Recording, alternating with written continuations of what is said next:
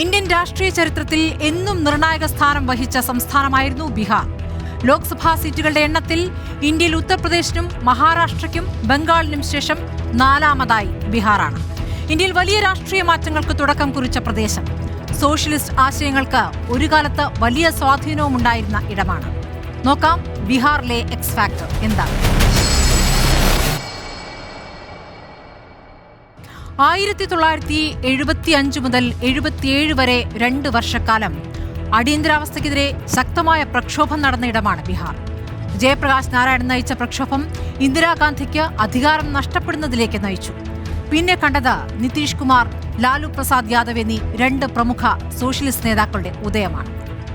BJPയുമായി ഒരു തരത്തിലും ഒരു ഘട്ടത്തിലും ബന്ധപ്പെടാതിരുന്ന രാഷ്ട്രീയ നേതാവാണ് ലാലു പ്രസാദ് യാദവ്. ക്രൗഡ് പുള്ളറായിരുന്നു ലാലു. പക്ഷേ അഴിമതി ആരോപണങ്ങൾ അടിതെറ്റിച്ചു. അത് പിന്നീട് നിതീഷ് കുമാറിലെത്തി. അവർ പരസ്പരം കലഹിച്ചും ചിലപ്പോഴെങ്കിലും ഒന്നിച്ചു നിന്നും പോരടിച്ചു. ലാലു പ്രസാദ് യാദവിന്റെ സ്വാധീനം ദുർബലമായെങ്കിലും ഇന്നും ബീഹാറിന്റെ രാഷ്ട്രീയത്തെ മതേതര പക്ഷത്തുറപ്പിക്കാൻ ശ്രമിക്കുന്നത് ലാലു പ്രസാദ് യാദവാണ്. പൊതുവിൽ ദേശീയ രാഷ്ട്രീയത്തിന്റെ ഗതിവിഗതികൾക്കൊപ്പമാണ് ബീഹാറും ചലിച്ചുകൊണ്ടിരുന്നത്.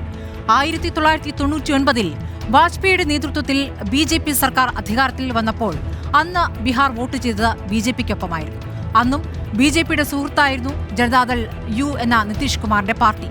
യഥാർത്ഥത്തിൽ ബാബ്രി മസ്ജിദ് പൊളിച്ചതിനു ശേഷം BJP ഒറ്റപ്പെട്ടപ്പോൾ ആദ്യം സുഹൃത്തായി എത്തിയതും സോഷ്യലിസ്റ്റുകളായിരുന്നു.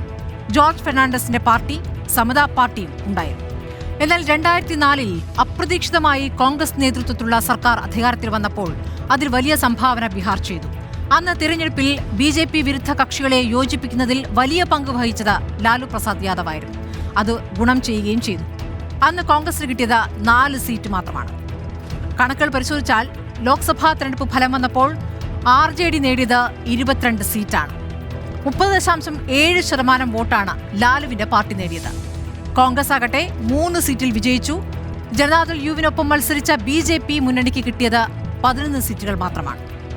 അതായത് 22.4% വോട്ട് നേടിയ 6 സീറ്റുകൾ JDU നേടി.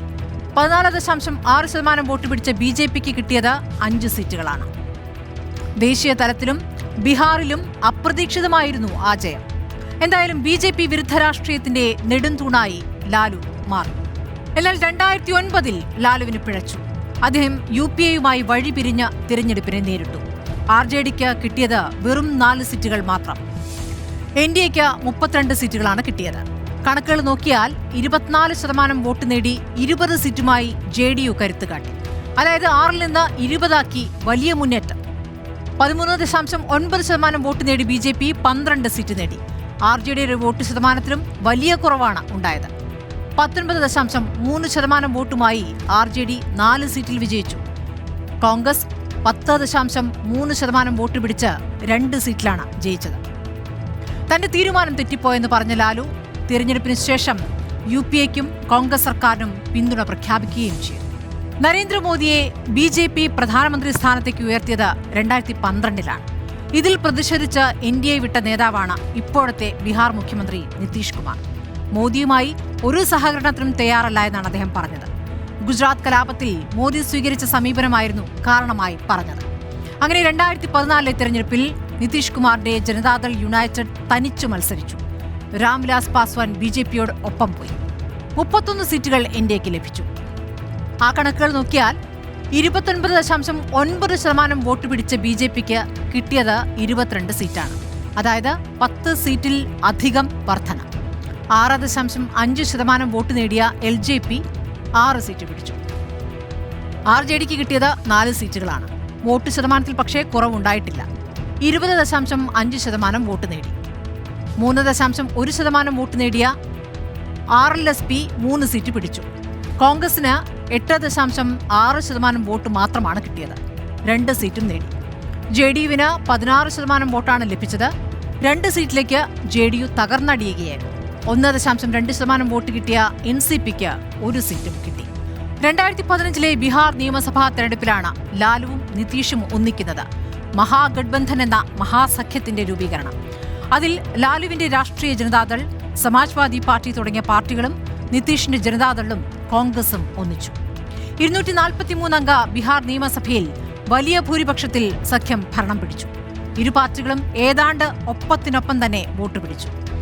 18.8% വോട്ട് നേടിയ RJDക്ക് കിട്ടിയത് 90 സീറ്റാണ്. 17.3% വോട്ട് നേടിയ JDUവിന് കിട്ടിയത് 71 സീറ്റ്. 6.8% വോട്ട് കിട്ടിയ കോൺഗ്രസിന് ലഭിച്ചത് 27 സീറ്റ്. നിതീഷ് കുമാർ മുഖ്യമന്ത്രിയും തേജസ്വി യാദവ് ഉപമുഖ്യമന്ത്രിയുമായി മാറി. BJP 25% വോട്ട് പിടിച്ചു. 53 സീറ്റാണ് കിട്ടിയത്. എന്നാൽ പിന്നീട് രാജ്യം കണ്ടത് നിതീഷ് കുമാറിന്റെ തുടർച്ചയായ കാലുമാറ്റങ്ങളായിരുന്നു. 2019 ലോക്സഭാ തെരഞ്ഞെടുപ്പിന് മുൻപ് അദ്ദേഹം കളം മാറി. രാഷ്ട്രീയ ജനതാദളിനെ തള്ളിപ്പറഞ്ഞ വീണ്ടും BJPയോട് കൂടി. അങ്ങനെയാണ് 2019 തെരഞ്ഞെടുപ്പിനെ നേരിട്ടത്. അതായത് ഒരു കാലത്ത് മോദിയെ എതിർത്ത ആൾ, അതിനുവേണ്ടി സഖ്യം വിട്ട നിതീഷ് മോദിയോടൊപ്പം ചേർന്ന 2019 ലോക്സഭാ തെരഞ്ഞെടുപ്പിനെ നേരിട്ടു. ഒന്നൊഴികെ എല്ലാ സീറ്റും നിതീഷും BJP സഖ്യവും നേടി. കണക്കുകൾ നോക്കിയാൽ 24.1% വോട്ട് നേടിയ BJP 17 സീറ്റ് പിടിച്ചു. 22.3% വോട്ട് പിടിച്ച് JDUവിന്റെ വലിയ മുന്നേറ്റമായിരുന്നു. 16 സീറ്റാണ് JDUവിന് ലഭിച്ചത്. 8% വോട്ടാണ് പാസ്വാന്റെ ലോക് ജനശക്തിക്ക് കിട്ടിയത്. അവർക്ക് 6 സീറ്റുകൾ ലഭിച്ചു. 7.9% വോട്ട് പിടിച്ച കോൺഗ്രസിന് കേവലം 1 സീറ്റിലാണ് ജയിക്കാനായത്. 2020 ബീഹാർ നിയമസഭാ തെരഞ്ഞെടുപ്പിനെ നിതീഷ് നേരിട്ടതും BJPയുമായി ചേർന്നാണ്. അത് ഏറ്റവും വലിയ ഒറ്റ കക്ഷിയായില്ല എങ്കിലും മുഖ്യമന്ത്രി പദവി നിതീഷിന് തന്നെ BJP നൽകി. 125 സീറ്റ് NDA നേടിയപ്പോൾ 110 സീറ്റാണ് അന്ന് രാഷ്ട്രീയ ജനതാദൾ കോൺഗ്രസ് ഇടത് സഖ്യം നേടിയത്. സീറ്റ് നിലനിൽക്കാം. 23.5% വോട്ട് പിടിച്ച RJDക്ക് ലഭിച്ചത് 75 സീറ്റ്. RJD വലിയ ഒറ്റകക്ഷിയായെങ്കിലും ഭരണം പിടിച്ചത് NDA സഖ്യമാണ്. BJPക്ക് 74 സീറ്റ് കിട്ടി. 19.8% വോട്ടാണ് അവർ പിടിച്ചത്. JDUവിന് കിട്ടിയത് 15.7% വോട്ട്. 43 സീറ്റുകൾ പിടിച്ചു. കോൺഗ്രസ് ആകട്ടെ 9.6% വോട്ട് പിടിച്ച് 19 സീറ്റുകളിൽ ജയിച്ചു. 3.2% വോട്ട് പിടിച്ച ഇടതു പാർട്ടികൾ 12 സീറ്റിൽ വിജയിച്ചു. എന്നാൽ 2022 നിതീഷ് ഞെട്ടിച്ചു. അദ്ദേഹം BJPയെ കൈയൊഴിഞ്ഞു. RJDയുമായി ചേർന്ന് വീണ്ടും മുഖ്യമന്ത്രിയാകുന്നു. ദേശീയ തലത്തിൽ BJP വിരുദ്ധ മുന്നണിയുടെ നേതാവാകുമെന്ന പ്രതീതിയൊക്കെ സൃഷ്ടിച്ചു. ഇന്ത്യ മുന്നണിയുടെ രൂപീകരണത്തിൽ വലിയ പങ്കും വഹിച്ചു. എന്നാൽ 18 മാസത്തിന് ശേഷം അദ്ദേഹം BJPയുടെ അടുത്തെത്തി. ബീഹാറിലെ മുൻ മുഖ്യമന്ത്രിയും പ്രമുഖ സോഷ്യലിസ്റ്റ് നേതാവുമായ കർപ്പൂരി ഠാക്കൂറിന് ഭാരത് രത്ന നൽകിയതിന് പിന്നാലെയായിരുന്നു BJPയുടെ ചരടുവലി.